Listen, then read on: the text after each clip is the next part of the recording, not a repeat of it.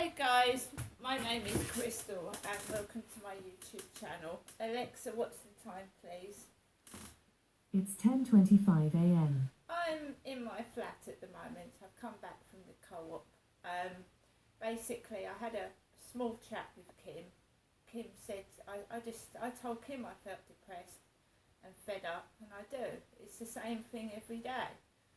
All this bullying, all this noise, all this trying to cause trouble, and I'm just sat in my flat minding my own business.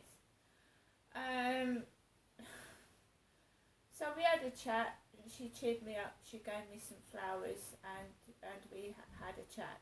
And that's great, because I've spoken to someone, I feel okay. Now, someone wants to upset me, like, make so much noise, I have to go out, do something. Kim said to me, why don't I try a dating site again? I just haven't had any luck with dating sites. You don't seem to meet real people. Right, so I've been writing up my diary while I've been trying to sort out my phone because I've had to restart it from scratch. So that means going into Google Play Store, downloading Facebook, Twitter, Instagram, and it needs you to update all Google services because it's all started from scratch. You see, it's going to take all day to sort it out. I don't know. I'm not going to stop doing videos. I'm not going to stop speaking the truth, whatever is thrown at me. The lift isn't working. They keep trying to knock my phone out of circulation so I can't upload videos. They're trying to hide things. And the more they hide it, the more I'm going to come back with a vengeance. I live in a block of apartments called Biggs Apartments. When I took the tenancy of this flat, I was given a big set of keys. They looked like a bunch of jail keys. You had a big, like a jailer's key set. So you had a metal round bit covered in about 20 or 30 keys. Keys for the windows, keys for the doors, keys. It looked like a jailer's set of keys. These flats are called Biggs Apartments. Each of these flats is named after somebody. So, Ronald Biggs. Alexa, who was Ronald Biggs? Ronald Arthur Biggs was an English criminal who helped plan and carry out the Great Train Robbery of 1963. He subsequently became notorious for his escape from prison in 1965, living as a fugitive for 36 years, and for his various publicity stunts while in exile. In 2001, Biggs returned to the United Kingdom and spent several years in prison, where his health rapidly declined. So Ronald Biggs was a criminal. Biggs Apartments. So they put me in a block of flats named after a great train robber. I mean, really? So, Saturday, 25th of February, 9:19 a.m. Wow, after last night my head and face hurt, and not from a hangover either. I took Max out for a walk, the usual time, around 7:15 p.m. There was a helicopter circling around Corey's Road and surrounding area. Really noisy, red flashing lights on. I went down the stairs, the lift is still out of order, threw a black bin bag of rubbish out, I walked Max. It was as if the helicopter was following Max and I, circling around us. It was annoying the fuck out of me, to be honest. I couldn't see any dangerous criminal, no gangs or whatnot, nothing. Got towards the co-op and it went back. People buying stuff out of the co-op, putting it into their car boots. My son had returned my money, so I wasn't hard up. I didn't need to steal anything. Max did not want to walk on the field. There is an awful smell on there, rubbery, gluey smell. Dogs have sensitive noses. The smell is making my eyes water.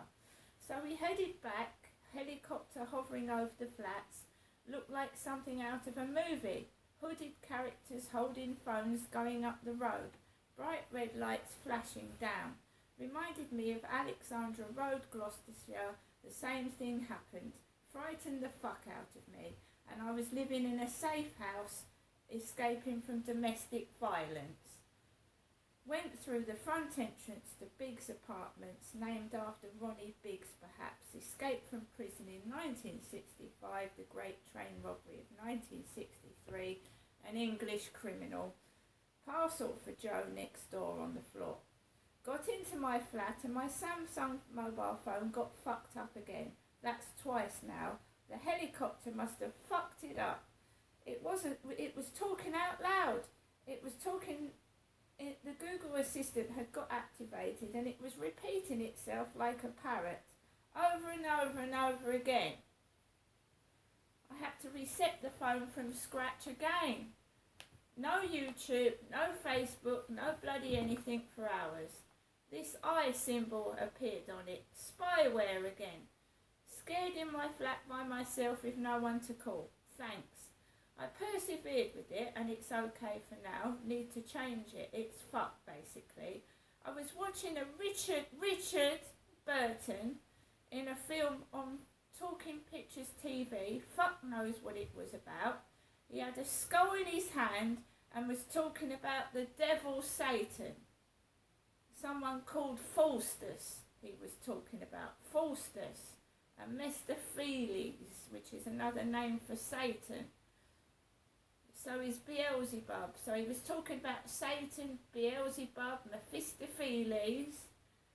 Elizabeth Taylor was in it, because wherever Richard Burton went, Elizabeth Taylor was with him. Fucking scary on my own with the phone speaking by itself. I was convinced someone was trying to kill me, scare me to death. I ate some cheese and onion crisps. They tasted crap. I had a panic attack and couldn't breathe. Finally went to bed at 12 a.m, woke up at 3 a.m, gasping for breath, had a bloody nightmare about skeletons running after me with people's organs covered in blood. Then I woke up fully at 8 a.m. with a toothache, headache, jawache. I slowly woke up and was like, where the fuck am I? I feel like I've risen from the dead. I didn't eat or drink anything. I got dressed, needed to check my bank account and see people. I'd been indoors for 2 whole days, seeing nobody, talking to no one. I wanted to read the newspaper, get food and drink. Max is going to have a bath later on. The sun's out, it's warmer, but I'm not very happy. I'm pissed off, my face hurts and I'm still on my own. And guess who rang this morning after I came back from the co-op? My mother, Jennifer. I thought someone had nicked my money, not that I had a lot in the bank anyway, possibly online fraud, but looking at the ATM, it was all okay, but it's not printing receipts. People were about just after 8 a.m. And then I go on to say what I bought in the co-op. But it was fucking scary last night on my own experience in that. And it happened at the Women's Safe House. Because I escaped domestic violence in 2004 from a Turkish guy. And I was put I was sent to Herbert Warehouse where criminals were stood in the queue waiting to get homes. I was in a queue, a woman, a middle-aged woman again, in a queue, pregnant with a baby, and I'd waited 3 hours solidly to get to Herbert Warehouse, the housing to house me in a domestic refuge. I'd waited 3 hours on a bench pregnant to get seen in the cold, gets into Herbert Warehouse, and you've got prisoners that have just come out of prison, homeless, and drug addicts in the queue, and I'm a pregnant woman. And they finally put me in a women's refuge. Then I'm transferred to this place in Alexandra Road, Gloucestershire, which is more like an underground dungeon and a torture chamber. And it's ridiculous. The same things happened. Same things happened in a domestic violence refuge. They let men in there, in my room. And the girl upstairs was having men in her flat. She was bonking on the ceiling and fighting with her partner, and they were taking drugs and throwing things out the window. The same fucking thing, over and over again.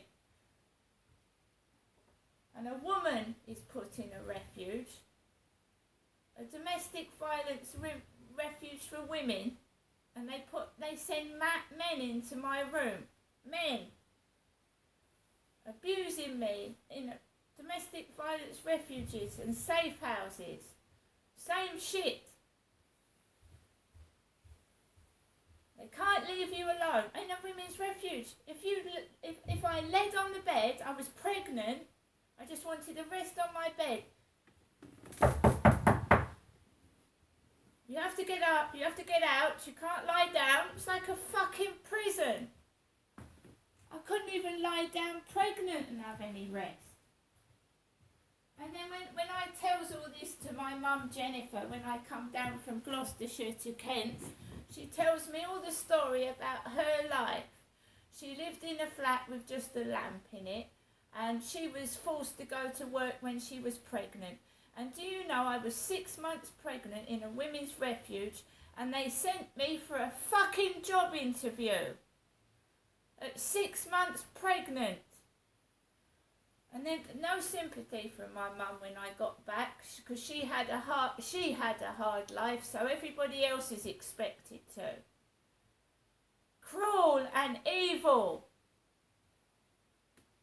Tired of it.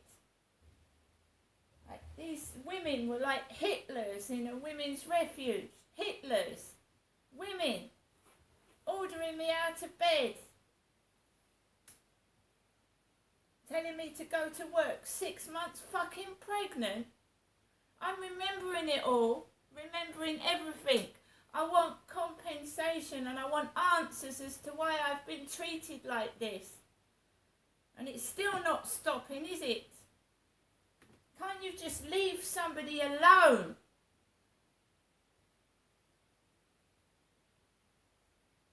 What is it you're getting out of upsetting me? What are you getting, an orgasm?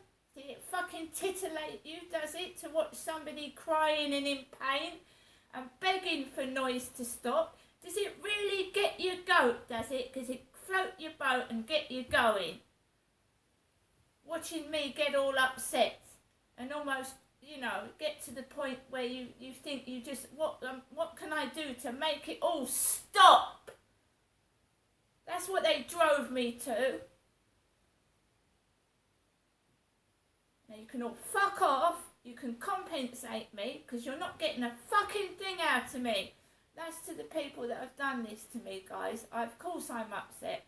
Of course I'm angry.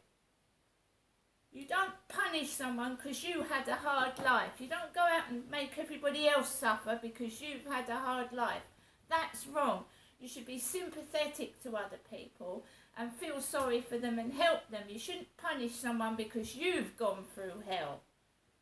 Now I'm going to take Max for a walk and I'm going to get on with the rest of my day. I'm not a sex slave. I'm not a toy. Just leave me alone.